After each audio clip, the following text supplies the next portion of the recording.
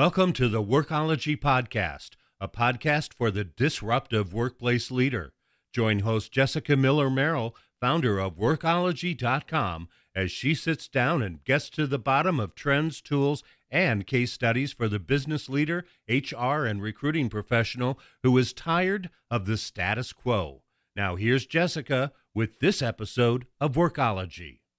This episode of the Workology Podcast is sponsored by Ace the HR Exam and Upskill HR. This is part of our Future of Work series, powered by PETE, the Partnership on Employment and Accessible Technology. In honor of the 30th anniversary of the Americans with Disabilities Act last year, we're investigating what the next 30 years will look like for people with disabilities at work and the potential of technologies to make workplaces more inclusive and accessible. Today, I'm joined by Jonathan Kaufman. He's an executive coach with J Kaufman Coaching. As a speaker, coach, writer, and consultant, Jonathan is a former policy advisor to the White House on diversity and disability. He's an engaging professional speaker, an anthropologist, psychotherapist, executive coach, and policy architect. Jonathan, welcome to the Workology Podcast. Thank you for having me. Well, my background's also in anthropology. I feel like you have a really diverse background. So talk to us a little bit more about that and tell us, please, how did you get involved in the inclusive and accessibility areas? I think I got involved with the sort of inclusion space and specifically the disability space at birth. You know, being born with a right hemiparesis, a form of cerebral palsy, sort of put me front and center into life with a disability and what that meant. And for me, it became much more than just day-to-day living. became really interested in it as a vocation, as a profession. And I didn't know, well, what route am I going to take? And I sort of said to myself, okay, so maybe I'll become an academic.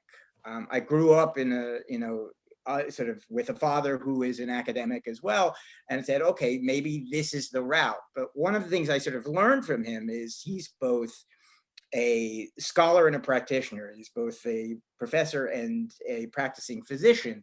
And that was sort of the route I took. I said, so if I could both practice and be in sort of two realms at once, be the scholar practitioner, I can look at this from a broad canvas and really begin to understand what is the disability experience, and particularly as we sort of go into the 21st century, how is it changing? How is it evolving?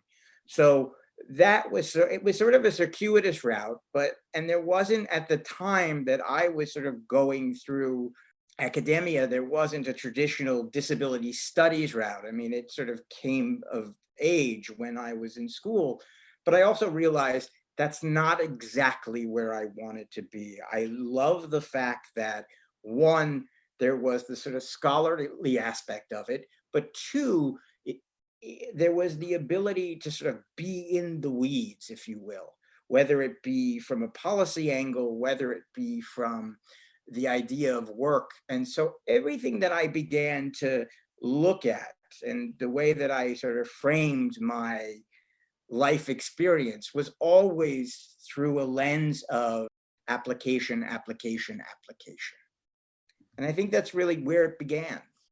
I love that. And I thank you for coming on the podcast and being open and willing to talk about this, because how to build a culture of an inclusion, I think a lot of HR people are unsure, and there's a lot of questions and there's a lot of things that aren't being discussed that might hold people back from moving forward and creating that inclusive workplace. We tend to think about disability, we tend to think of in terms of personhood and agency. How do you think we should be approaching that for the 21st century? In terms of my own work, and I can only speak for myself and sort of the writing I've done, I have a regular column in Forbes called Mindset Matters, which is really about this notion of how we redefine and reimagine disability for the 21st century, particularly, obviously, it's Forbes, so it's always within the context of work. But this is something that has taken me even further and saying, there is something that I define as what I call the modern disability narrative. And while the civil rights leaders of the disability rights movement from the 70s, 80s, and even into sort of the 90s, if you look at it even just here in the United States and you look at it abroad, sort of focused on identity and personhood. I said, so what's the next thing? Where do we go from here? Because that in itself is foundational, and it's seminal, and it's needed, and it will continue to be needed again and again as just sort of we go through this. But I thought that, from a business perspective, we have to look at disability somewhat differently. Yes, there is the need for a pool of human capital and the need for hiring. All of that's very true and remains to such. But there is an element when we can say, what is it about the modern disability narrative and the story and the lived experience? And to me, it is a lived experience, and it's a language of innovation, and that we can learn from that lived experience of disability. What is the intersection in terms of person, particularly as a valuable pool of human capital, but how do we integrate great design components in the context of work as we're sort of moving from a centralized workforce into a decentralized workforce? Okay, so getting back to that modern disability narrative, thank you for giving us some clarification. I think it's just important for us to kind of take a step back, and now we're heading in. As HR leaders, how do you think that we can use this as a leadership framework? How can we lead and help our leaders lead and thinking about this modern disability narrative that you've been talking about? Yeah, I sort of base this modern disability narrative on this notion of what I call a sort of language of a triumvirate archetype. And the archetype sort of starts with adaptation, resilience, and patience. The lived experience through the arc of any lived experience of disability, it touches upon those three archetypal models. And I use those archetypal models as really important. So any leader. One of the things that we talked about when you and I were on the prep call, and you mentioned the stat, was that 2/3 of MIT engineering students are on the autism spectrum. With this stat in mind, how should employers approach this reality? Because that's a large percentage of engineering students and future employees are going to be entering the workforce. Correct. And a lot of that, again, that stat in itself was anecdotal.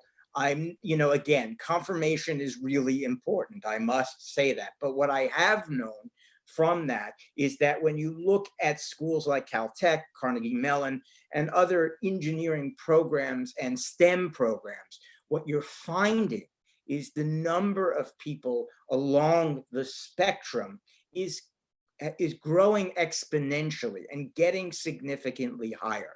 So one, it is important to think about, particularly in sort of STEM companies or tech companies in general, that the fingerprints of persons with disabilities are all over the technology we use every day.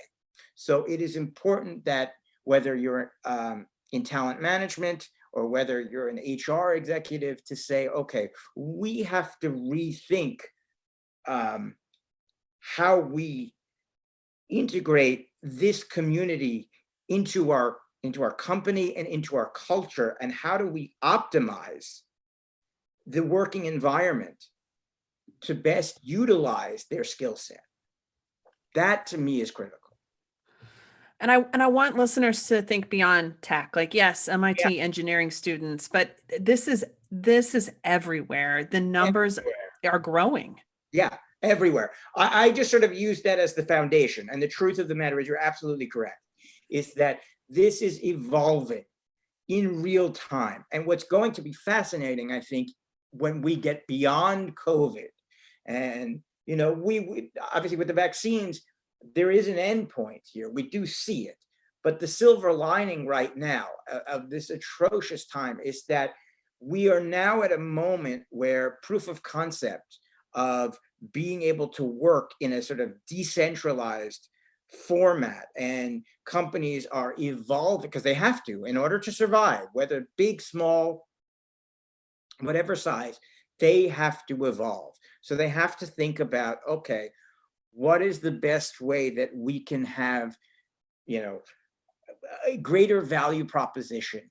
Where can we find, a sort of, in terms of looking at human capital, and where do we find a place where we can be competitive? So being able to think outside the box, this is a moment. And I think that for persons with disabilities, this is an enormous moment. And HR executives should say, okay, well, first of all, where do we begin? And my philosophy has always begin where, if you have an ERG group or a BRG group, begin there and sort of look at the talent there, look at the issues that they are discussing, and begin to engage. That is the first step.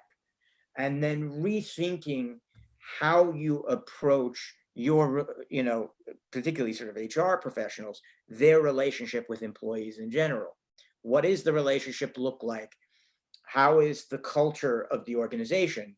And say, does this optimize our employee pool best? And if it doesn't, how do we recalibrate so that we can do better? Let's take a reset. This is Jessica Miller-Merrell, and you are listening to the Workology podcast. Today, we are talking with Jonathan Kaufman about building a culture of inclusion. This podcast is sponsored by Upskill HR and ACE, the HR exam. It is also part of our Future of Work series with Pete. They're the Partnership on Employment and Accessible Technology. The Workology Podcast Future of Work series is supported by Pete, the Partnership on Employment and Accessible Technology.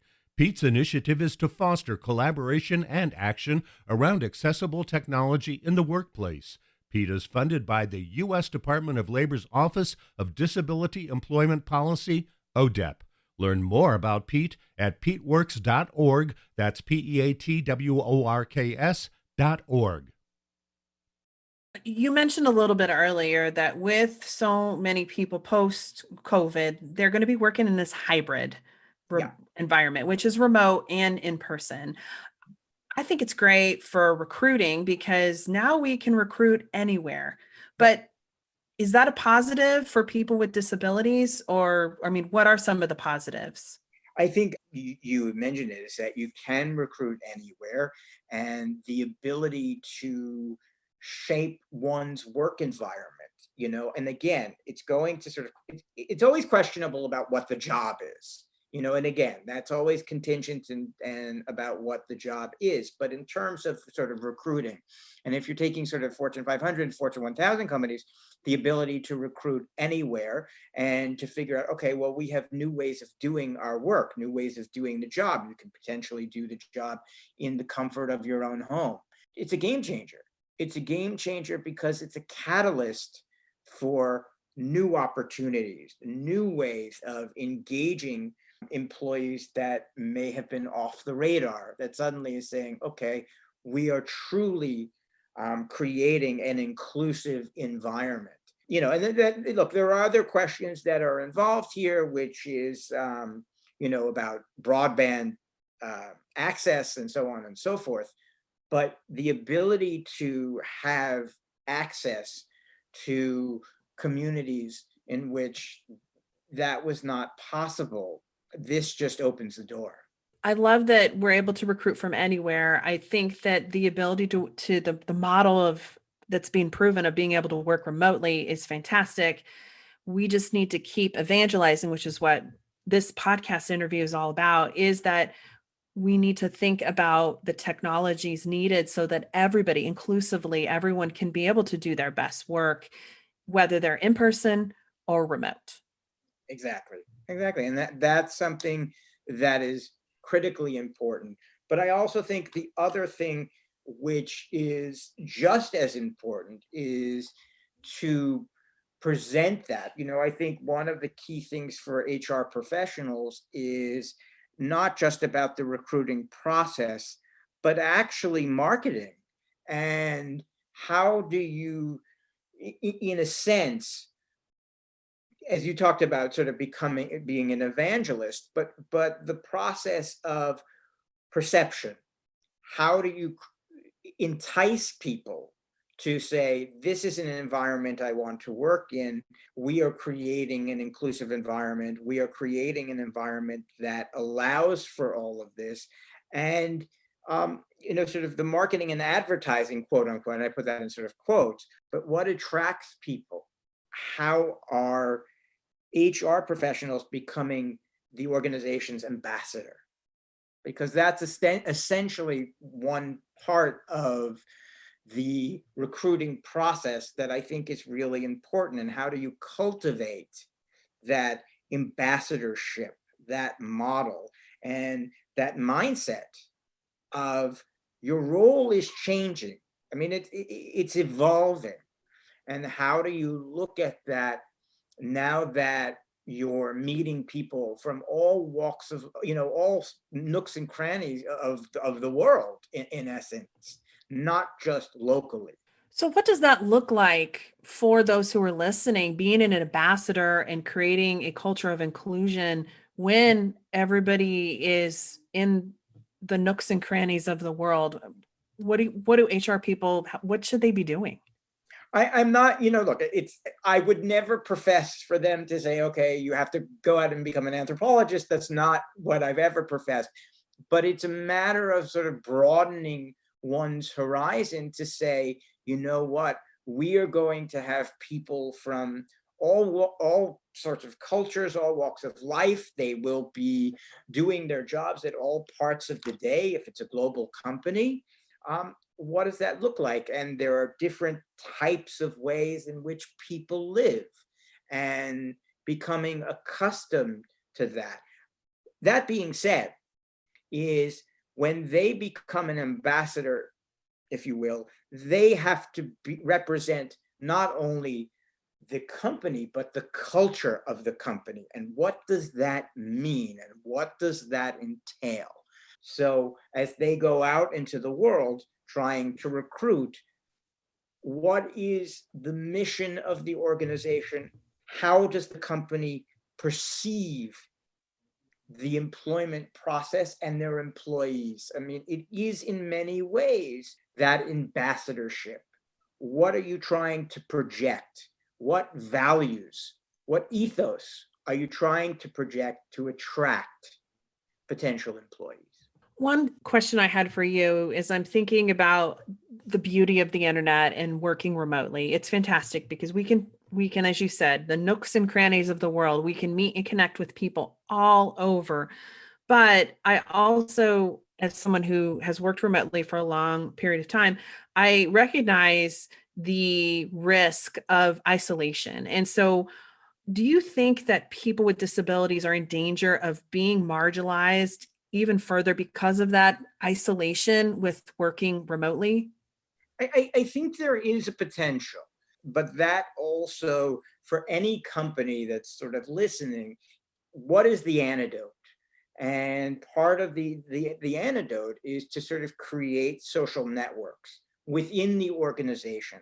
I'm not, sort of, because it is important to connect with other people. We are social creatures. We're social animals by nature. That's who human beings are. And that will never change regardless of the tools that we use to work, whether it's virtual or in person.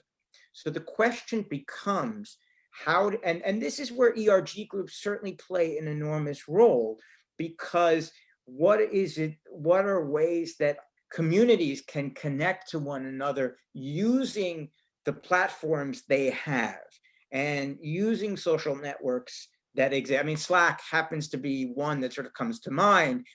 So there are platforms that exist. And how do you use current platforms that exist, because you don't have to reinvent the wheel, to create a social environment beyond the work environment, and in some ways recreate a sort of digital water cooler, if you will, and a digital lunchroom where people can congregate and talk and just, communicate. It doesn't have to be about, everyday work things. It can be about life or just small, chit chat. It's exceedingly important to give people that sort of broad or rather that ability to do that in a broad way. I agree. I mean, I feel like that's what's missing sometimes, that now that we're all remote, is that we don't have that conversation in the kitchen or in the halls on the way to a meeting where we're building those relationships and the rapport with people. Yeah. So you have to find a way. Okay, so what's the substitution? We understand we can't sort of meet with each other just in the lunchroom, or you can't meet with each other sort of by the water cooler or whatever it may be. That spontaneity is not there, but there is spontaneity if you use the platforms, and it's just relearning. And this is another way in which, as an ambassador, you can say, okay, well, we provide this, this, and this, and you can meet people from your team, which the team may be all over the world for that matter. Here's a way, and you can create social events. I mean, it's interesting. I see this in my psychotherapy practice, and I see this in my coaching practice, that many people who work remotely are creating events for their team. I have one client now who's creating a scavenger hunt, a virtual scavenger hunt for her team. And her team is New York, Chicago, Ohio. So they're all spread across California. They're all spread across the country. But what she's done is sort of using the platforms that exist is creating fun events so that they're not socially isolated. It's a way of connecting. Jonathan, thank you so much for taking the time to chat with us today. I wanted to ask you where people can go to learn more about you and the work that you do. Where's the best place for that? I think, they can go to Twitter and see me at J Kaufman Consult, or they can go to www.jkaufmanconsulting.com. Those are sort of two places where they can sort of see what my work is about and who I am. Awesome. Well, I'll also make sure to link to your LinkedIn and then to the Mindset Matters, your series over on Forbes too, so they can check out more of the conversations and the things that you're talking about as it relates to inclusion, people with disabilities, and the world of work. Thank you. I appreciate it.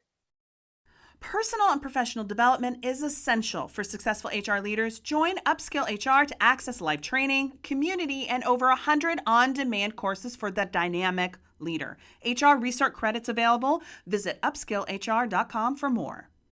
I really appreciate Jonathan's insights on this special podcast episode. Inclusion can be built into our work culture as part of hiring, onboarding, training, and employee development, but it needs to be intentional.